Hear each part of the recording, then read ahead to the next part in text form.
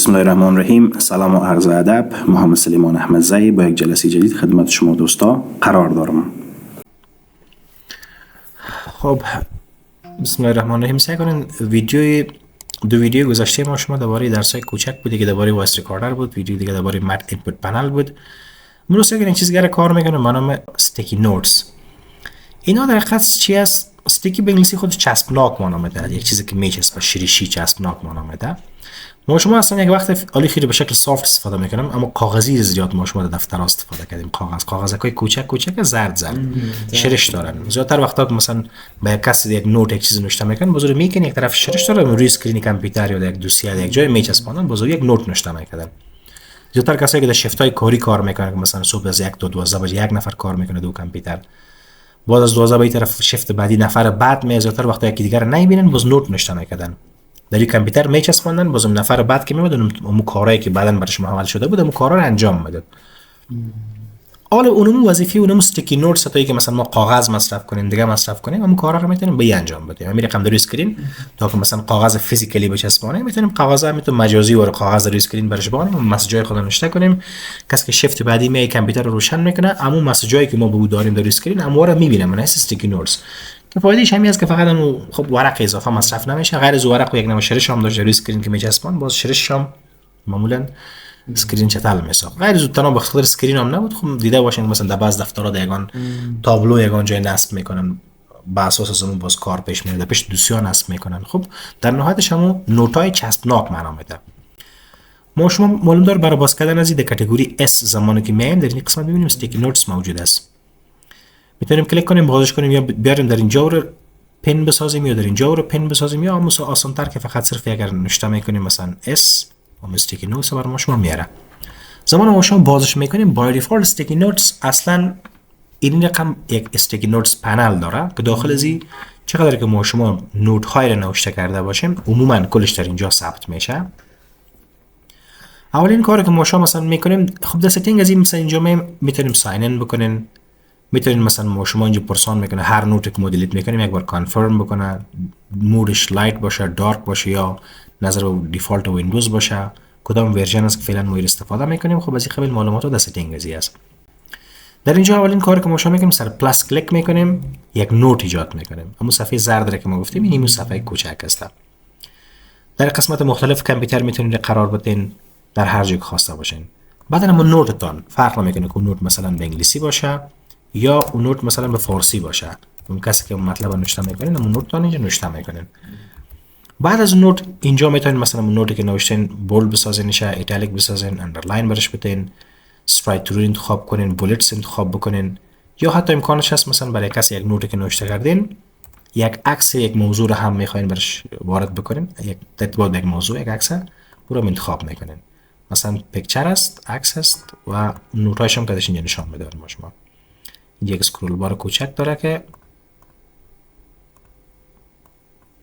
میتونیم که از اون خود تکست میبینیم، تکست اسکرول میکنیم، بالایش هم اونجا عکس وجود داره خواسته باشه. خب همیشه عکس که دیگه نمیرن، اما در کلیات همین چیزا کدش میارن و خواسته باشیم ایمیج پس دیلیت میکنم. زیادتر از نوت استفاده میشه، یعنی پیکچر هم میتونیم وارد بکنیم، نوت انتخاب میکنیم و مثلا رقم نوشته میکنیم. نوت ها با دیفالت همیشه رنگش زرد نباشه، یعنی معمولا اینو به خاطر زرد گرفتن چون به ورقای فیزیکلی یک ششبات داشته باشه. اما میدونیم باز بگیم مثلا رنگ زی بدل ما نیست، ما در این قسمت میتونیم کلیک بکنیم و بیم رنگ های رو تغییر بدیم. باش بگیم نه اصلا یک رنگ دیگه رو میخوایم، یک رنگ متفاوت تر که به چشم هر نفر که راحت باشه اون رنگ انتخاب کنه. همون دیفالتش هم رنگ زرد است که مشابهت به مو ورقای اصلی داشته باشه.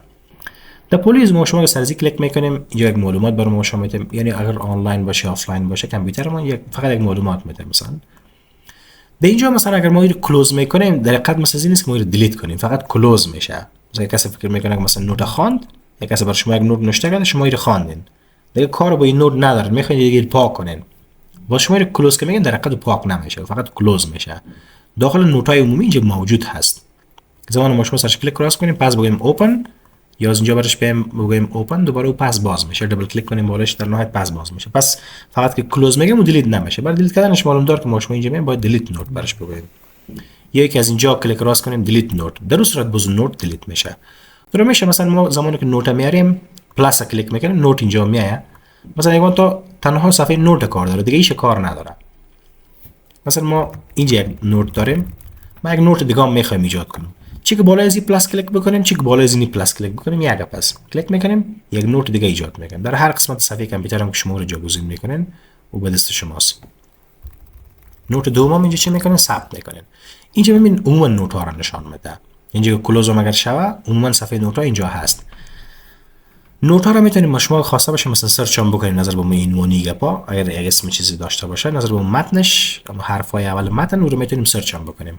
قسمت سرچ اگر ما کلوز بکنیم بازم نوت دیلیت نمیشه، در حقیقت نوت ها اینجا موجود هست. اگر ما شما مثلا یک شب بازم از بسته بکنیم بازم میبینیم که نوت اونجا هست. اگه خواسته باشه میتونیم از اینجا کلیک کنیم و رو بازم کنیم. با نام نوت لیست برش میگه. نوت لیست کلیک میکنیم دایرکتلی پس هم لیست اون نوت ها رو برای شما باز میکنه. یعنی بعضی ها نوت لیست اصلا بسته میکنه این رقم، فقط صرف میگه که بر من اینی نوت دومی است، کدامش دومی بود اوپن دومی رو باز اصلا اینو بسته میکنه. فقط در اسکرین تی برش میمونه که این نفر که کامپیوتر روشن کردن این دو موضوع که ما برش مناسب پیام ماندیم رو ببینم کارا ایدم امکان داره دو پروژه رو مثلا کار میکنیم ادامهش گفتیم که تو کار از کجا به این طرف یک دو پیام برش میشه کردن. این رو میخوایم در اسکرین باشه.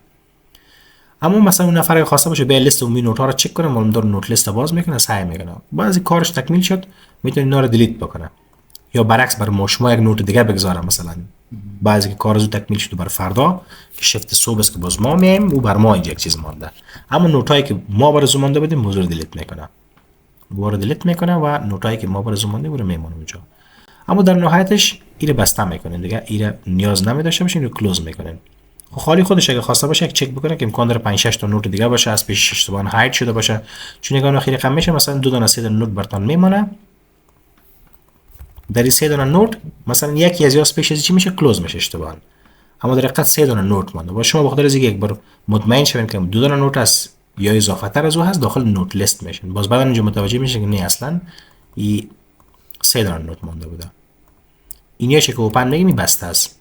وش که بسته باشه آلردی اگر سرش کلیک کنین دوباره اینجا نشست کلوز، دوباره پس کلوز میشه پس رو اوپن میکنیم. در نهایت فقط صرف یک نوع پیام به یک نفر میمونین که بعد از شما هر کس که یوزر از کامپیوتر باشه دیگه از او بتونه استفاده بکنه و با خاطر زیایی که ورق مصرف نشه ورقای اضافی استیکی نوتس ایره در حقیقت ایجاد کردن یک آپشن از ویندوز است، دیگه چیز آپشن خاصی نداره. و در اخیر از شما دوستای عزیز تقاضا میکنم که اگر ویدیوها براتون مفید قرار گرفته باشه برای حمایت از ما و رشد کانال ویدیوها رو لایک بکنین، کانال سابسکرایب بکنین. با امید دیدار در جلسات بعد و السلام.